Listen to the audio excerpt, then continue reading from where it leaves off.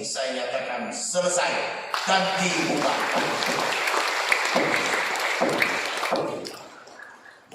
Dioku telah juga membawa nama harum kabupaten kita dari ranking kelima pada parpol sebelumnya.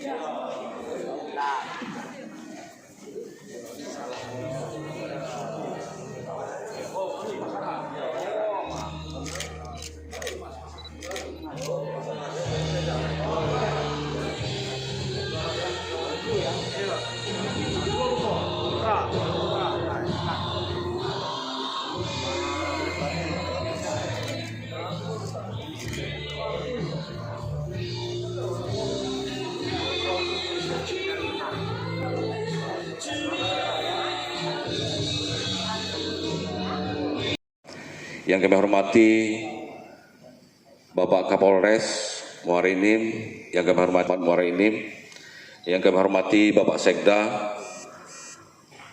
para Kepala OPD, yang kami hormati Ketua Kontingen Pemprov Kabupaten Muara Enim, yang kami hormati dan kami banggakan para atlet, pelatih, ofisial, Pemprov Sumsel, ketiga.